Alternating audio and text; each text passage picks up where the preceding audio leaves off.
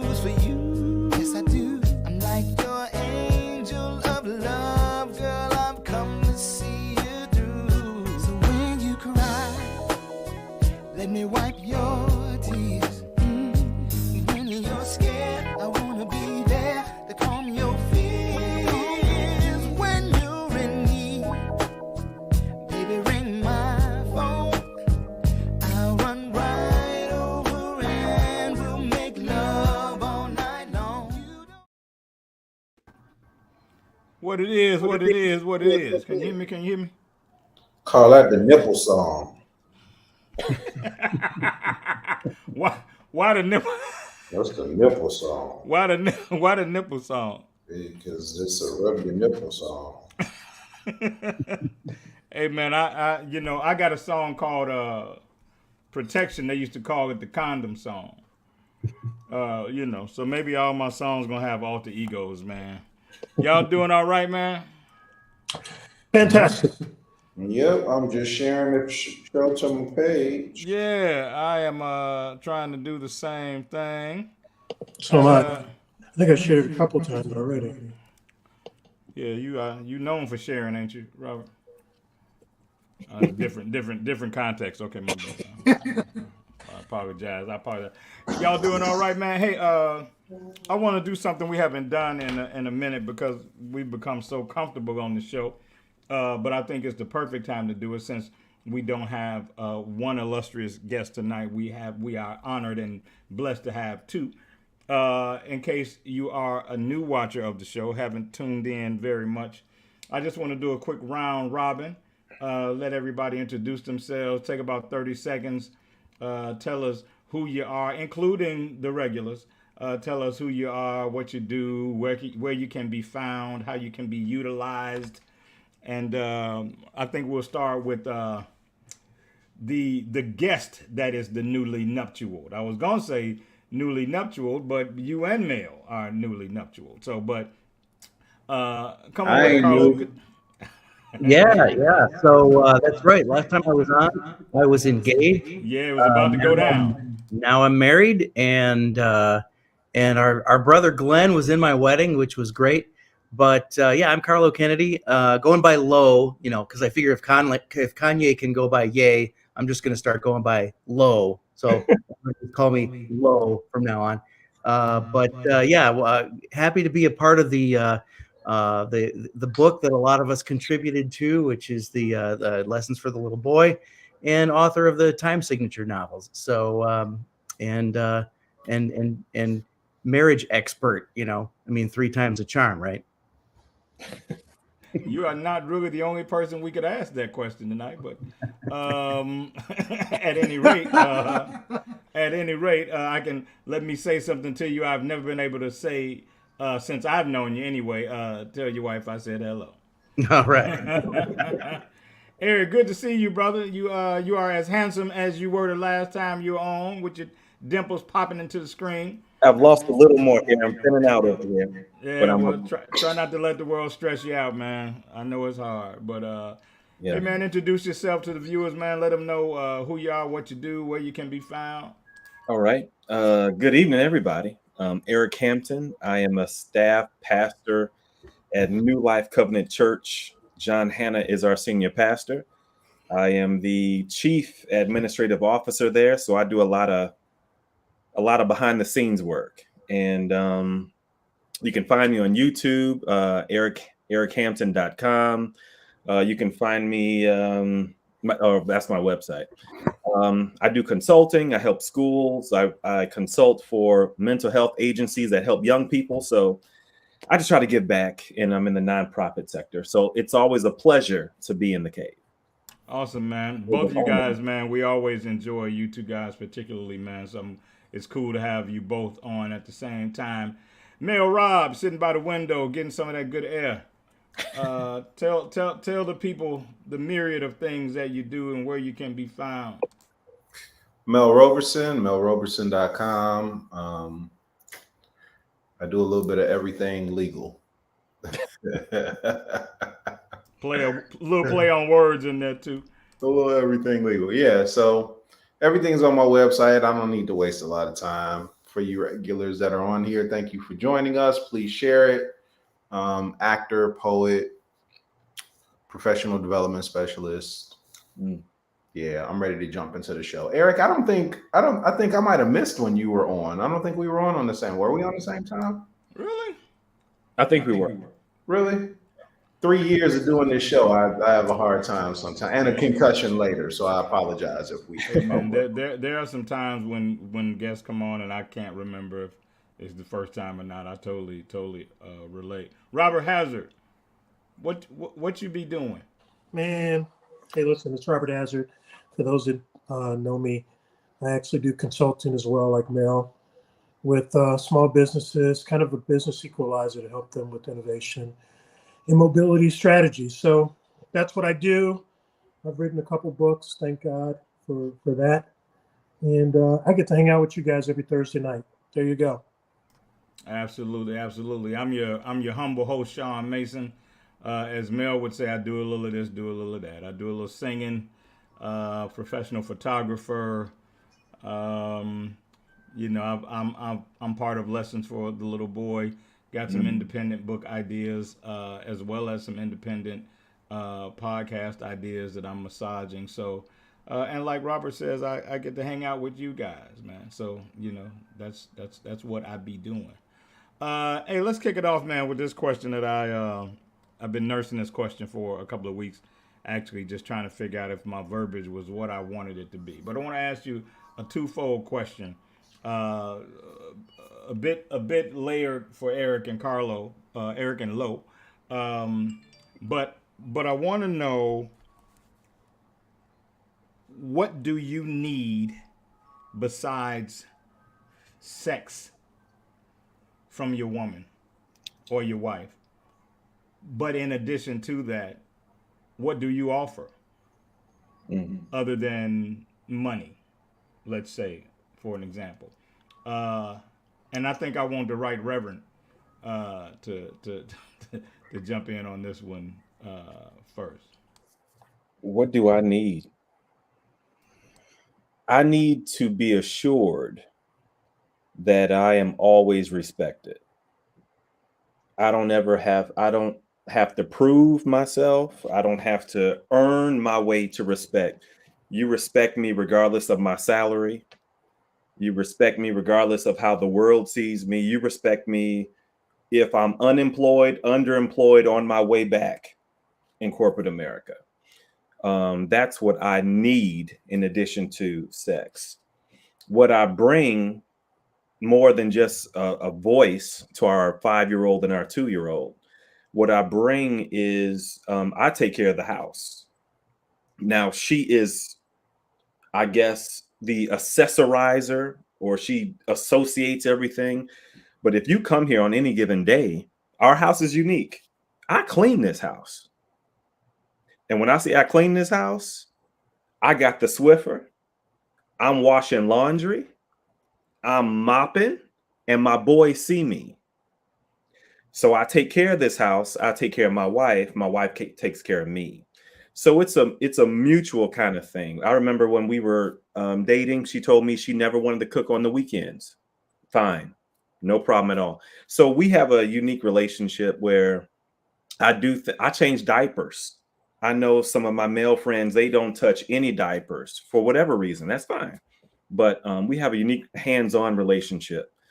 And but what do I need from her? Respect at all times. I like it. You stressing the fact that you don't have to earn anything resonated with me, because I think that's something that we deal with a lot. We're expected to give everything all the time, but the things that we desire are always put on this list of us earning that, us proving our worth for those things, while they have the liberty of those being things that are expected even in our pursuit sometimes. Carlo, how do you see that playing out for you? Yeah, I would really echo the respect thing, and especially in the sense that respect even when others fail to respect me. When those outside the home aren't giving me respect. It's inside the home where I'm getting that respect.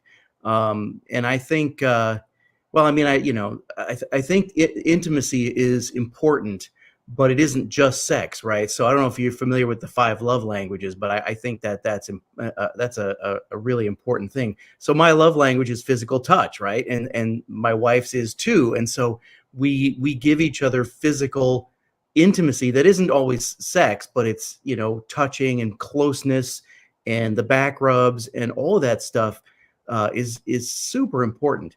And then beyond that, I would say moral support, moral support that, my projects are seen as valuable and worthwhile. And that, even when I don't feel like they're going well, I've got someone in my corner. I've got a cheerleader. We actually played that song Cheerleader at our wedding because, it's, I think it's appropriate. And so what do I bring? A lot of the same stuff. And I think that in itself is important, that we are each bringing a lot of the same stuff. The moral support, the physical touch, the respect. And then I guess, as I'm a little bit old school in the sense that I see myself as sort of the sheepdog of the household, protection, making sure the doors are locked at night. I'm making sure that people are safe and the cars run well, and that we're doing our due diligence to make sure everybody is as safe as possible. So, stuff like that. I like that, man. You took me back to my childhood, man. I grew up in a home where my dad, that was kind of his nightly thing, because we lived in a pretty big home. We had 3 or 4 different entrance points, and every night before the house was shut down, my dad would walk the house, check those doors, and I've watched my older brother, who's married now with 2 adult children, but I watched him his entire life follow that. I think it takes on a different value when you have children. I live alone. I can't lie, dude. I have gotten up some days and go, I left that door open all night, or at least unlocked, but I think it's different when you have children, that constant protecting thing that you feel, I think is part of that process. Mel, you're not new in the game. You just new in this game. What do you need from your significant other besides the lights out physical space, and what do you provide? Yeah, I my biggest things. I think Eric and Lo, I gotta get used to calling you that. Said it best with the respect thing. That's huge, but I would say outside of that is communication. Relationships fail because of communication and unmet expectations. And a lot of times those expectations aren't even communicated. So you don't even know that they're an expectation. So communication is a thing. My wife is an over communicator, which I love. Right. Sometimes I tell her, baby, you ain't got to tell me every single thing.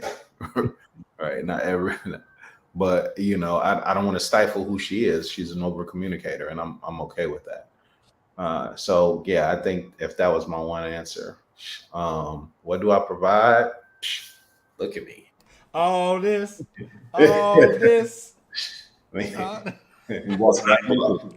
not to love. No. Seriously though, I think. Thanks, Raj. I think the same thing though. I think I provide the same thing. I provide respect. I provide communication. I provide.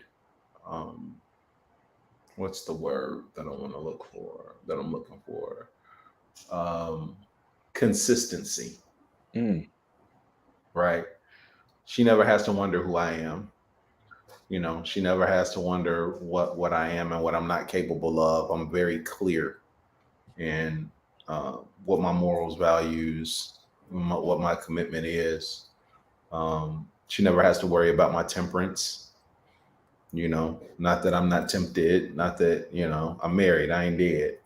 You know what I mean? So there's stuff out there. But I was telling somebody the other day, We were actually in Florida at a conference, and we went on this boat cruise. And I was telling my boy and his wife, because anybody who knows my wife knows that she'll frolic. She'll be off somewhere, Little Miss Social Butterfly.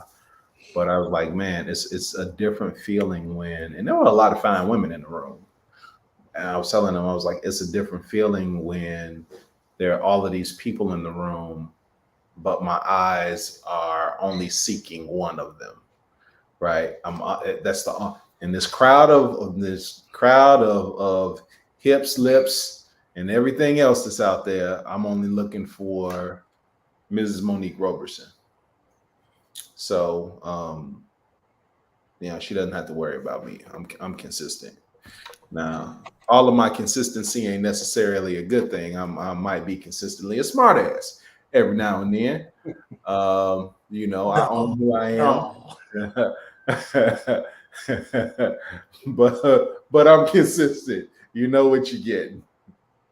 That's my answer. I like that, man. All you guys are really, man, dropping gems. I don't think you understand the weight of, even though there may be a little overlap in some of your answers. I've been thinking about a particular something last week, since on the show last week it was mentioned how, and I had never thought about it. It was mentioned how ladies have so much access to the dynamic of sex because men are constantly pursuing them for sex. So their greatest effort is in denying the pursuers, right? And it made me realize, as you guys were talking, is that I don't think women always realize that men don't want to worry, because we know, especially if you are pleasing to the eye, we know the minute you hit the door on your way out, from the time you come back, you're getting fawned over. You're getting offered ding-a-ling, as Chris Rock would say, all the time. And so, like Mel said, you may be married, not dead. We want the security of knowing that if Idris's twin brother, happens to catch you in the Walmart, you'll enjoy that moment, that fleeting moment of getting the attention. But that is enough to feed you, and you're gonna bring the good thing on home. So those things that you guys said, man, are quite powerful. I'll do what I don't typically do. I'll jump in before Mr. Hazard and give my own. I think and I'll do it backwards. I don't know why everything I do makes Robert laugh, but and I'll do it backwards. I think that what I offer is what the typical man does not. Like, I feel like I am pretty free from some of the restrictions that conditioned machismo has left men with. I don't care about open public affection. I don't care about the world knowing who I'm with. I don't care about the world knowing that this is the one and only. I don't have any of those hang-ups when I'm involved with somebody on a serious level. I remember I was doing a show some years back, and this guy and this girl that I knew had just gotten engaged, and they walked in, and I mentioned their engagement from the stage in between songs. And during the break in the show, he pulled me to the side and like set me out because I let everybody in the room know that he was engaged, and that was blowing his chances with other women. And I was thinking, dude, you should stay single if that's how you moving around, So, and then in terms of what I need, just like you guys said, I need the respect. Like I mentioned, I need to not have to worry, but I need somebody who's as free as they can be from their baggage, free from their past and the failures that are behind them.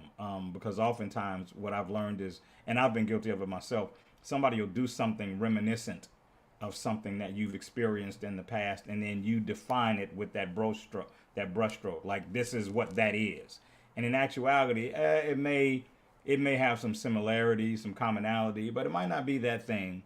And you need to give it some time to play out and not pull the trigger on it so quick. But I do think that I need somebody that can hit their reset button, and start from ground zero with us. and leave that other stuff in the past. Robert Hazard, I'm sorry for making you wait. Good ball, brother. Hey, brother, can you recap real quickly what I'm supposed to answer? Oh, that's probably why you're laughing. Yeah, okay. It's a twofold question. What do you need from your woman besides sex and plenty of it? Yep. And what do you offer Got it. besides, let's say, money, since that's the big societal thing that is typically the expectation from our gender.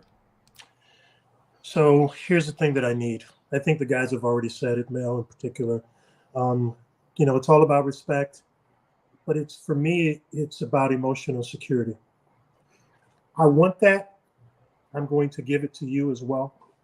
And it's not about, as we've already talked about, sex is not the thing. For me, it's about really a partnership. We need to be able to take this ship down together, or go down in the ship together, once we say I do. And that's not something, everyone here that's married or been married before can probably say that's one thing that we talk about, but it's one thing that we have to really walk in that area. But when we were talking about communication, good communication skills, I thought about it's really a verbal thing that is necessary, because many times today we don't see healthy marriages or healthy relationships. And those are, the communication, the conflict resolution, all of those things help to make that relationship flourish. Eric, when you talked about, cleaning the house and doing the baby's diapers and things like that, I was married to a Virgo. And if anybody knows anything about Virgos, they like things clean. And it's nothing wrong with that. So I had to make sure that, the house was spick and span, and didn't mind doing it. So I think that those are things that are important to me, as well as a mutual respect. In return, I'm going to give you that as well. I'm going to give you the safetiness. I'm going to give you the safe space from an emotional perspective that you can talk to me and I will listen. There you go. I like it, man. I like it. I'm going to drop this on you guys before I move to the next question, because despite what the total gent says, I do think you need a little bit of time to answer this question. So, Lo and Ek, have you ever seen that they call people named Eric Ek, E-E-K? Yeah. I want you to think of the 5 essential things that you have to have. And I'm talking about the things that if you are on the way to the airport and you got time to go back because you left it and not miss your flight, these are the kinds of things you would go back for. The kinds of things that every time you change residences, this is consistent, or this is a thing that you have become accustomed to being a part of your day every day. It can be a thing. It can be. I like five of them if you have them, and I'm giving you some time to think about it as we move through the show. I saw an interesting quote earlier today. It said 80% of marriages end with the woman leaving. 90% of those, it bumps up to 90, I'm sorry, if the woman is educated. However, women out earning men is one of the top reasons for divorce. So I know I kind of fumbled that a bit, so let me give it to you again. 80% of women in the relationship. That number bumps up to 90 if the woman is educated. And one of the top reasons for the disillusion of marriages is when the woman out earns the man. I thought that to be a pretty interesting dynamic. And Robert, I want you just address the reality of that in your world for me. Does that sound believable to you? Does that sound like something that some drunk dude, sitting on the curb made up just to start some shit? Do you sense some validity in that? Well, there's a little validity in it, of course, but I think now if we look at the dynamics, marriages back in the day were set up where we had, men that were going to work, and the women were traditionally kind of staying at home. So women were in relationships mainly for not just security, but the husband kind of took care of them, and they didn't want to leave because the husband took care of them, or they didn't get their skills up to where they needed them to be. So that has changed over time, obviously, because women are making tons of more money than we are in some cases, and they realize that they don't have to put up with our BS if we're not stepping up to the plate doing what we should do from an emotional safety perspective. So that's why I say that there's some validity to that, but I think people are getting married later in life today, so they're going through some stuff and they're dealing with things, and I think those kind of relationships typically stay for the long haul versus some of the others. That's interesting, man, because and I will save it, but I experienced that statement and those realities in a totally different way than you do. Mel, uh, what do you think about that I in want to know terms where of? they got their numbers from. I would too. I would too. It was an Yeah, interview, and it didn't happen in a way that I could, peel back where the information was coming from. I'm not saying it's not a valid question or a good, a good topic for us to discuss. I just will be really interested in where they got their numbers from and what these dynamics look like. Finished the second MBA in human resources, and one of my classes was compensation. And when we talked about compensation, men still out earn women in the workplace. So I guess the question becomes, who are these women marrying? And did they know who they were marrying when they married them? Like if men still out earn women in the workplace, is this, Tiffany executive that's marrying John the janitor, or, whatever. And I mean, because some custodial engineers, depending on where they work, can Yeah, make some really good money. So yeah. that's not a knock. I really want to know where they got their numbers, and I don't think that because the woman out earns the man is the reason for divorce. There has to be something else. Well, Then I think what they're probably implying is that the inability to navigate that reality from both parts is at the core of how it ends, not just the statistic itself. I can tell you, I've experienced, a woman who's the breadwinner, and you told us the story. yeah, and I remember. that's I something remember. that can be weaponized pretty easily. I yeah, I really think though, and yours wasn't a marriage, okay?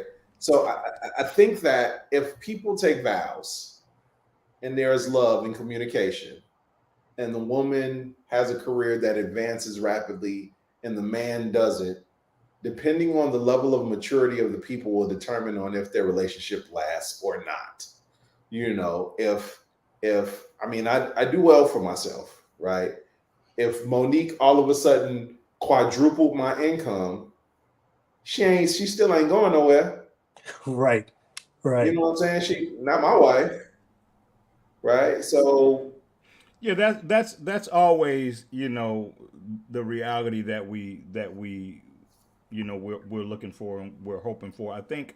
Um I think there is a component at play, and Eric, I'm going to ask you to answer next, but I think there is a component at play that suggests that your increased corporate value, if we want to just say that, I'm saying your working value um, impacts the way you value yourself in general. And I've never heard men say this as much as I've heard women say this. Women regularly talk about what they deserve in a mate. I don't really hear men talk about what they deserve. They talk about what's compatible with them, what they like, what feeds whatever need they may have. But I've heard ladies, and then of course they get that community network support the minute that they put something out there.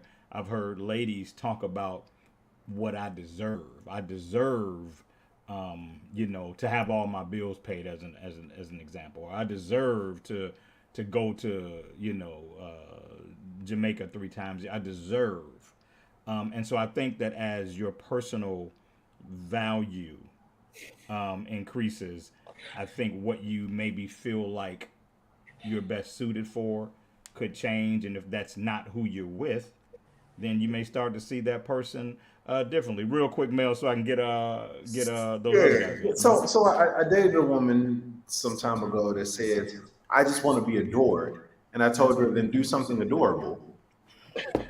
You know what I'm saying? Like, just because you want to be adored, there has to be something there that sparks that. You know what I'm saying? Like, if you honestly, that's like me saying I deserve a 6-pack, right? I ain't did the work during COVID. Now, pre-COVID, I had it, right? But during COVID, French fries and ice cream, I don't deserve it because I didn't do anything to deserve it. You know what I mean? So, and not that there aren't some women out there that don't deserve what it is that they desire, but a lot of times it doesn't match. Right? Yeah. That's kind of how I feel. Like, I deserve to be 6'5". I'm not.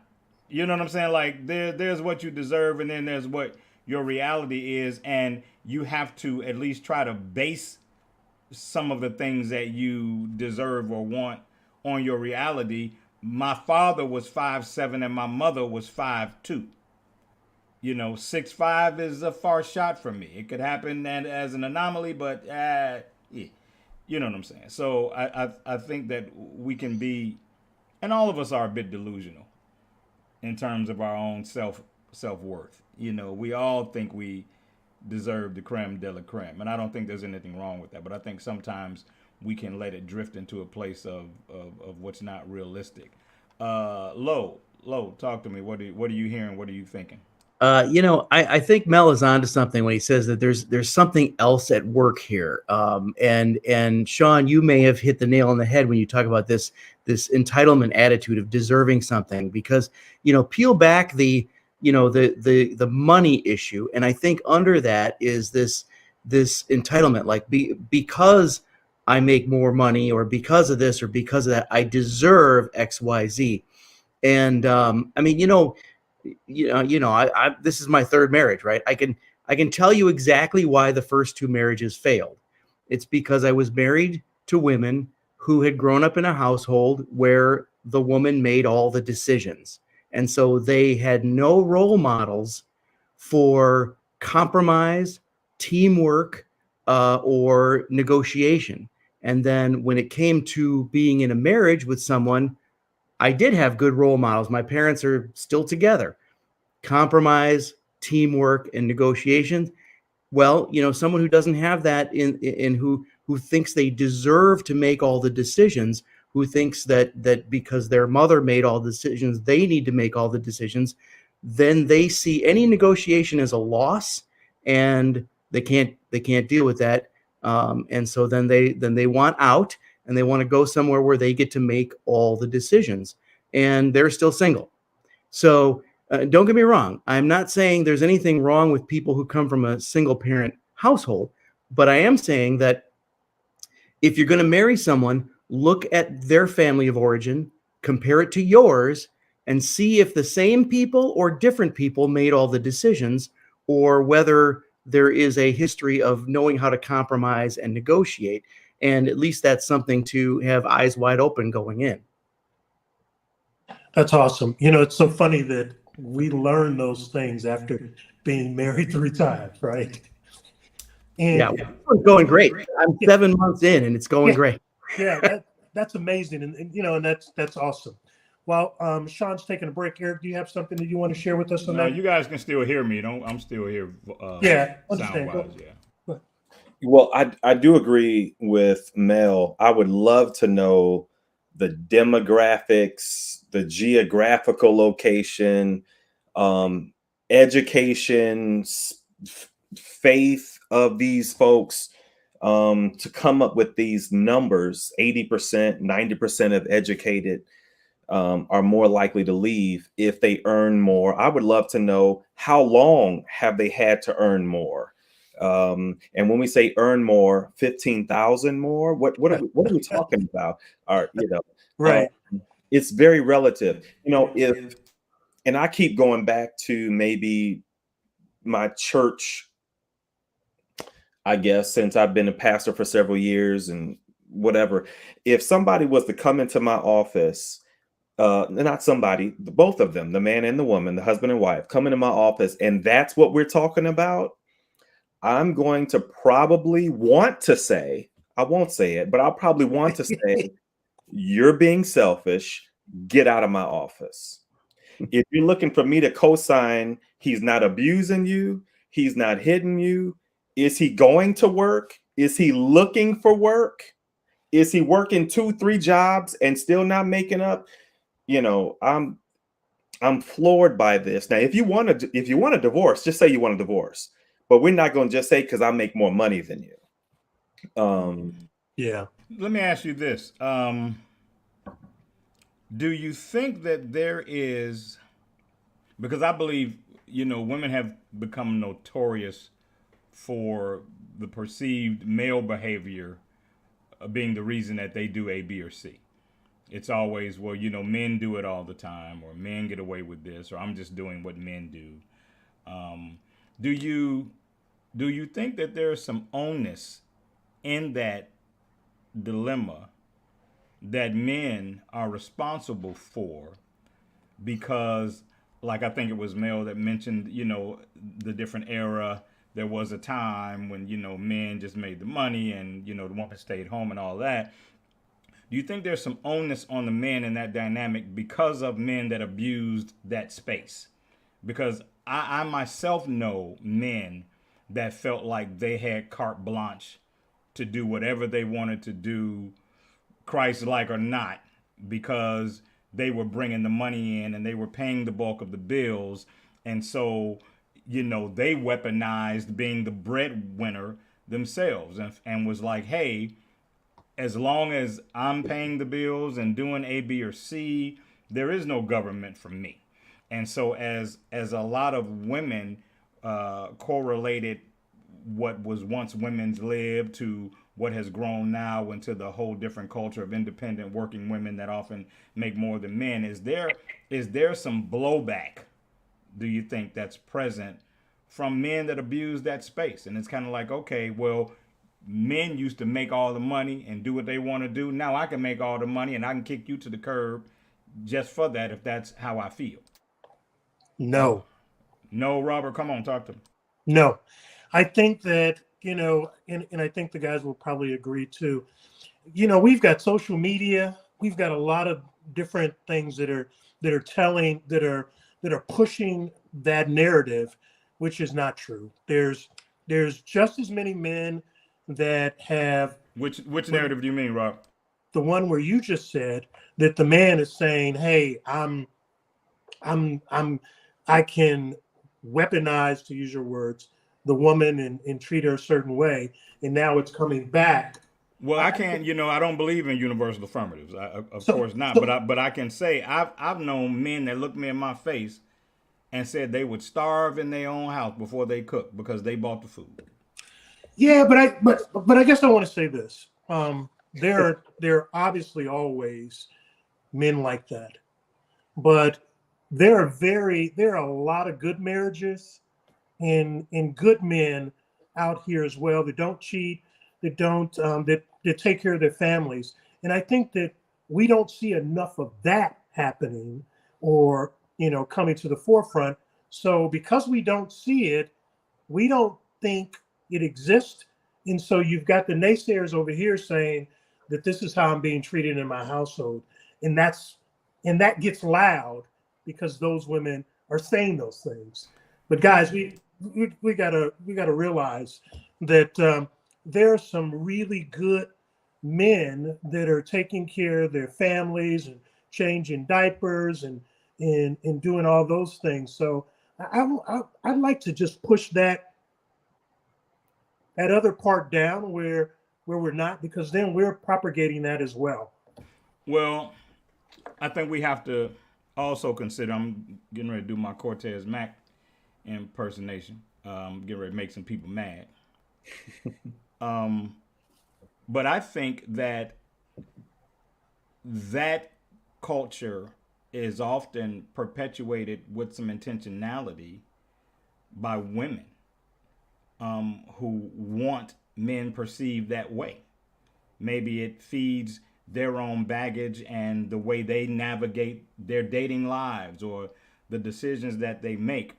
But you hear women talk about the men that are not men in their eyes, or that are not faithful, or you know what I'm saying? They sell that narrative, and I think it's often because I don't think it's even necessarily an intentionally malicious thing. It's what you've experienced. So if you've had 3 adult relationships, you know, and they all ended with some degree of infidelity being a part of them, then you walk away from that, if you're not very grounded, you know, saying all men.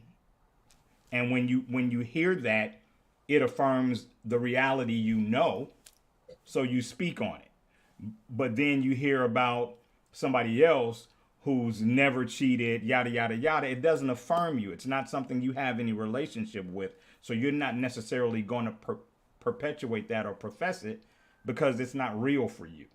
So I think that happens a bit as well. It's the spirit of the world. So let's call it for what it is.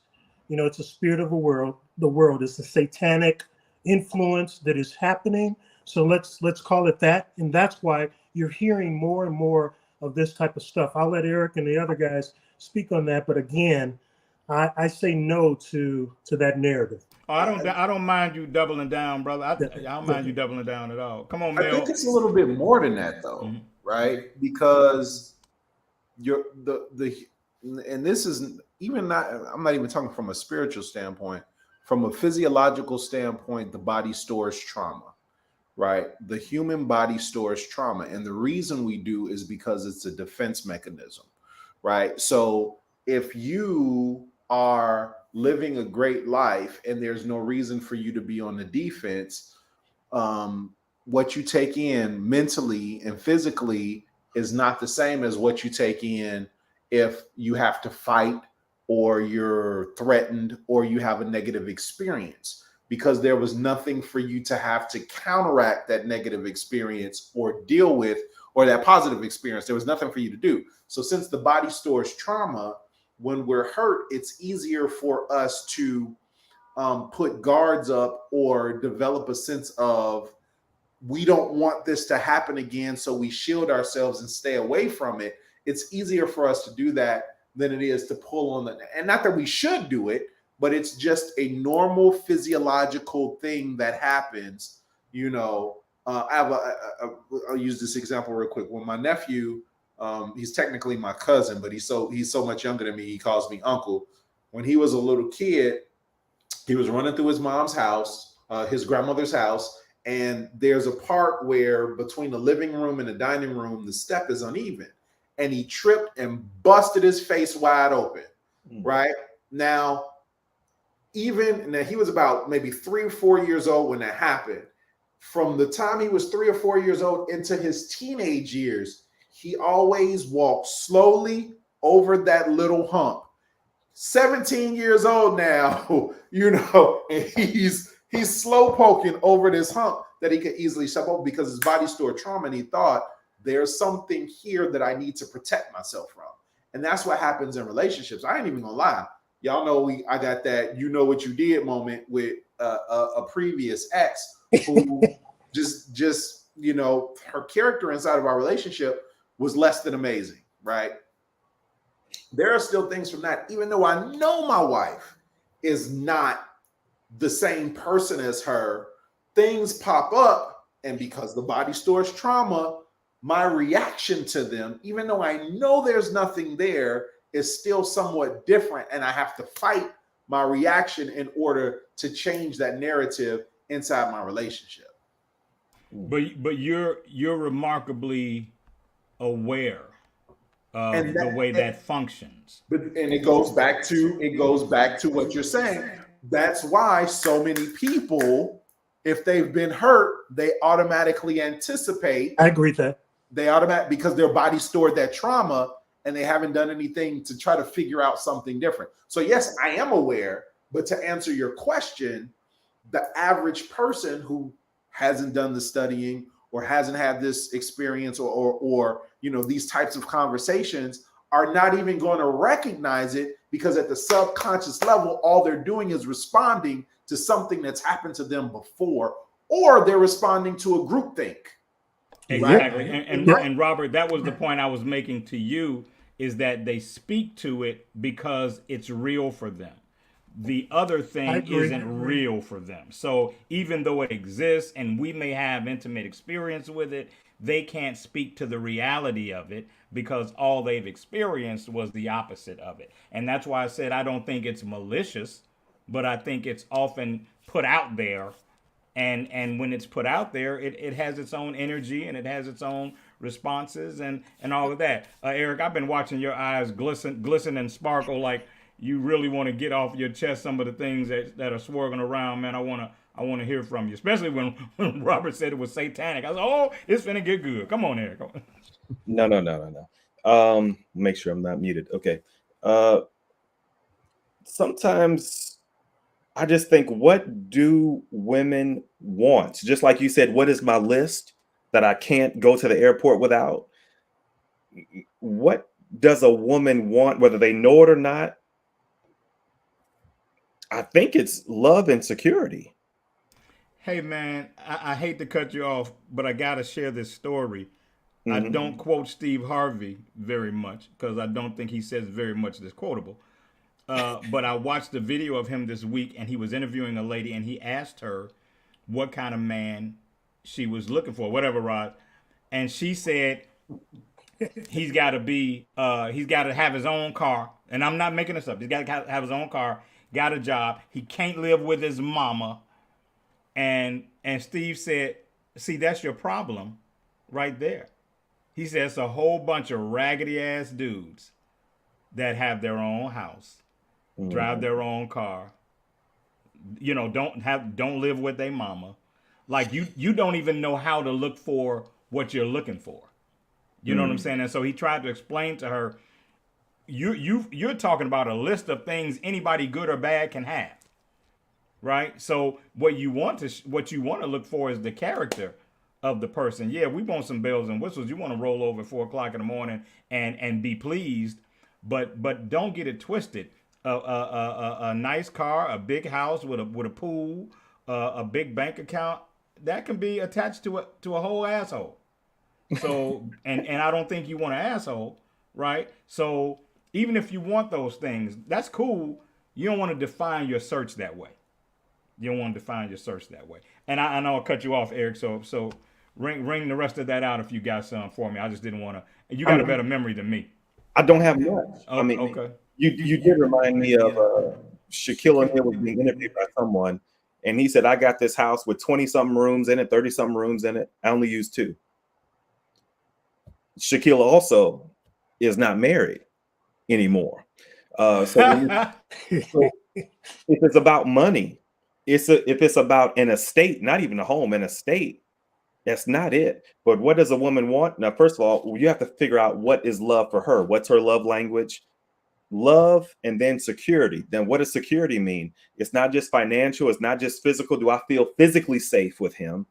But it's all, like we said earlier, emotional. Can I come home, share my heart, and you just listen without trying to solve my problem at work? Now, if I ask for your advice, then open your mouth and tell me what I need to do so I don't choke Karen out by the water cooler. I think there's only a few things women really want. Love me, figure out my love language, because I may not even know. Figure it out, and then help me be secure with you, around you, and for you. And everything else, I believe, will probably fall into place. I Eric, can think I you're ask you right something? before I ask Mel to go. Come on, Mel. You Yeah, got a yeah, yeah. question for Eric? This is for Eric because you just said figure out my love language. I think part of the problem is we we expect people to figure us out when we don't even, like you said, you might not even know it yourself. I don't think it's the other person's necessarily responsibility to figure it out, but it's very helpful or it's very loving for them to attempt to, or to be vested enough in the relationship where they want to figure it out, where they bring the tools to the table or the suggestions to the table to say, hey, I heard about this, why don't we take this test or read this book or have this conversation so that we can commune together better in this relationship and work it out. But I think sometimes we're like, well, figure out my love language. And I'm just using that because you just said it. Mhm. And we're expecting the other person to do something for us that we haven't even done for ourselves. And that's slightly unfair to the other person. And it's really unfair to us because we sometimes end up missing out on things because we haven't even done the work to figure out what it is that we need. I talked about poor communication and unmet expectations. Well, we might not even know everything that we want, and we're expecting for another person to contribute to our happiness, and we haven't even really asked ourselves the tough questions. I think that comes under an even more unique light, Mel, and I agree with you. I think it comes under a more unique light when there is a person who is demanding particulars and hasn't answered those questions for themselves.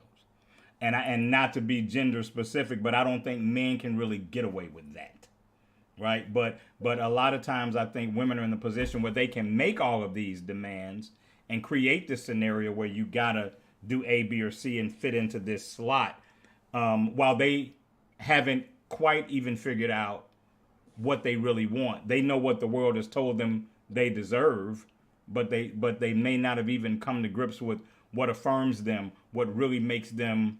It may be somebody that stops at Dunkin' Donuts on his way home from work and gets you a sundae every day. It might not be Dubai. It may be those more intimate pieces of I see you and I know what you like and I know what makes you smile. But and we're all guilty of it, men and women, listening to the world tell us what we should be looking for. And I think to Mel's credit, it takes a bit of growth to tune that out and then say what really makes me feel happy and cared for and secure and comfortable in my relationship. And you may find out it's none of what people are telling you should be looking for.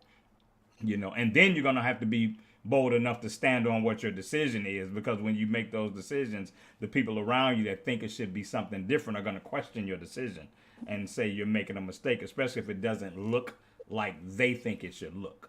Lo, you haven't said a whole lot on this. I maybe hadn't gotten to you, but I don't want you sleeping on the couch. Be careful now. I know this is a new wife, but if you got something for me, I want it. Yeah, I mean, I can resonate with a lot of things that have already been said. So I'm trying to think of if I have anything to add. I mean, if we're getting to that question of what do I need to take with me? What's the essential?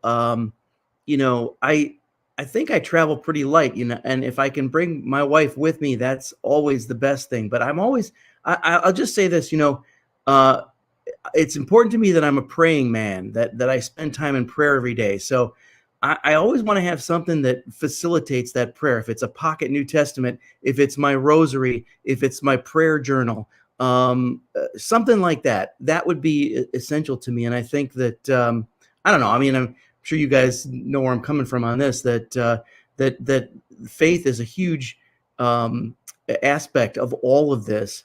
And, you just can't underestimate that part of life and life together. The production team wanted me to ask a particular question. We got about 5 minutes. I don't know which one is smarter to try to ask. I really wanted to do the essentials thing, but I think it's probably going to take us.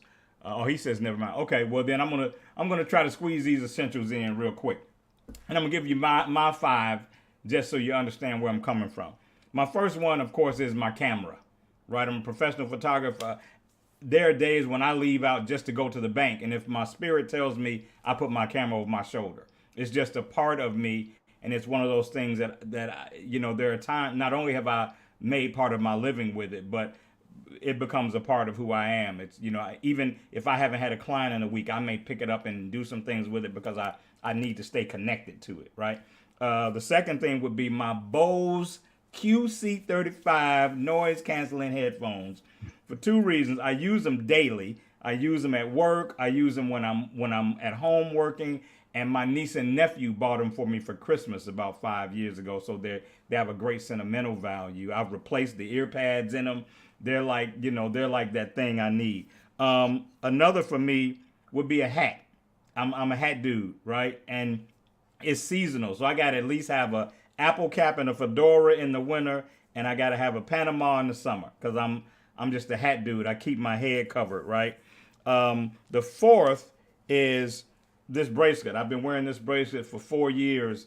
It made 4 years in October of this year, and it's the bracelet that was given out when one of my best friends died, and it has his name and life, love, legacy on it, which was the theme of his memorial service. And so every day I kind of feel like I still take my man with me everywhere I go. If I'm in a tight situation, I'm stressed, something is bothering me, I feel like I got Steve-O with me.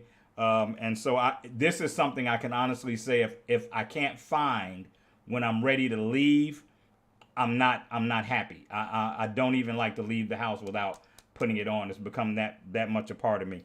And then my fifth one would be this old school retro pea coat that I bought from a thrift store about 5-6 years ago, man. It cost me about $7. It's so retro, it doesn't even have inside pockets. But every time I wear this coat, somebody asks me about it, where I got it, something like that. So that's my 5. Whatever, Rods. Robert, you got 5 you want to share? I'm not gonna pressure you if you don't. So real quick. Thank you, Sean. I carry a journal with me everywhere I go, and that is something that I write. I take notes. There's always, if I'm meeting with someone, I'm on a plane or something like that, it helps me. This bag, this is a Toomey bag. As you can see, it has RH. That's my actual initials. I love this bag because it fits all the things that I like that I can put in it. I want to give the guys some other time too.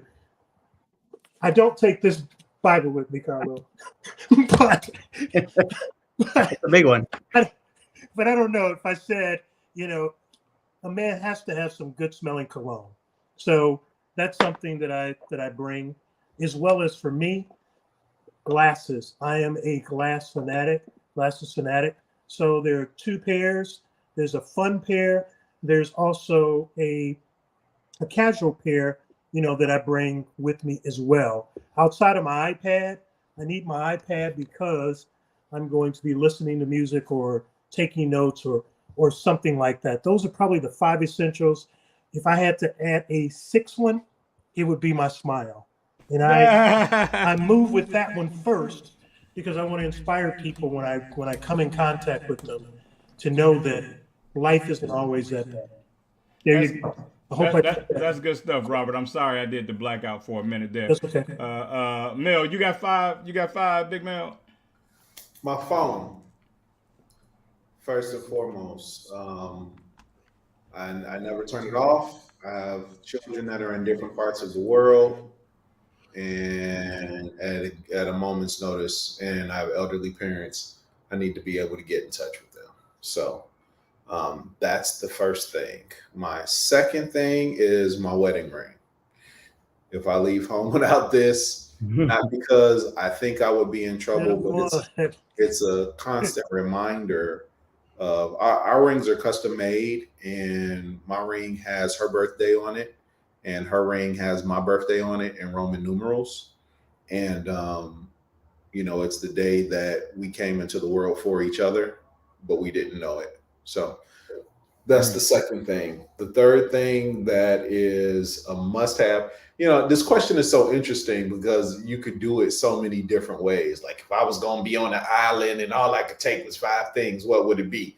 Like, it would be different based on it. So I'm just labeling 5 important things to me. Yeah, I want it real time. This life, the way Yeah, life 5 is now. important things to me.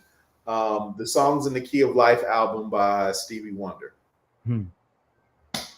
That came out in September of 1976. My mom walked to the record store and bought it while she was pregnant with me. I was born a month later. She played the words off of it. I have the original 2 album set of that album. I got 2 of them. Yeah, and Stevie Wonder is my favorite artist of all time. So that's you know that's super important to me. So I'm an everyday carry type of guy. So I don't leave the house without a pistol and pocket knife. I'm a handkerchief for the ladies, and a handkerchief for the lady, for the damsel Second in Amendment distress. guy. Hey, it's just my thing. And the last one, Sean, you're actually correct, is 3 handkerchiefs. I carry one for my nose, one for my face, and one for a lady in distress. My grandfather taught me that. He had actual handkerchiefs that he carried, cotton handkerchiefs that he carried. And I remember my grandmother used to wash them. And so those are mine. I like it, man. I like it. Eric, you got 5 for me. I don't. I didn't even think about the ring because it's just you just put it and go. But I will turn around for my ring because I don't want no smoke. I will turn around for my ring. I got to have my phone. I got little babies. I got a 5-year-old and a 2-year-old. The school may call, my mama may call, something may happen. And other than that, my iPad. Everything else, it can wait. You can deal with it. You can deal with it. Say it can wait. Low, Big Low, you got 5 for me before we go. 5 from Low before we go. I like to travel light, but I agree with the handkerchief. I agree with the journal. I do have my concealed carry license, but I don't carry every day. So usually I don't actually carry. The phone, obviously, and the wedding ring, I never take it off. So I don't need to think about putting it on. And I guess, as long as I have a credit card, I can pretty much go anywhere and I'll be okay. And my pinky ring. There you go. I like it, man. Hey, man, you guys were awesome. Eric and Lo, you were as awesome as I expected you to be, having been exposed to you before. I know what you bring and how you operate and how your presence is. So I appreciate you guys, man, taking some time out and hang out with the guys from the cave. Glenn Murray, we don't miss you wherever you are. You don't have to come back. Take next week off too, if you want. But otherwise, man, I want to thank you guys, man, for hanging out with us. Don't leave. Meet us back in the green room after we're done. Production team, I appreciate you indulging us for a few more minutes while I got my questions answered. Everybody watching, thank you so much for rocking with us for the last 3 years. Don't stop, because we won't stop. It's going well, and we want it to go well, and you guys keep going with us. We got some things popping and hoping for some things to happen in 2023, and we want you guys to be with us when they happen. So until next Thursday at 9, this has been Live from the Cave. We'll see you next week. Camped out at home for COVID? Join us, Indie TV, where you will see the talk shows, movies, drama, action, and comedy. Be the first and see it first. Sign up now for free at Indie TV.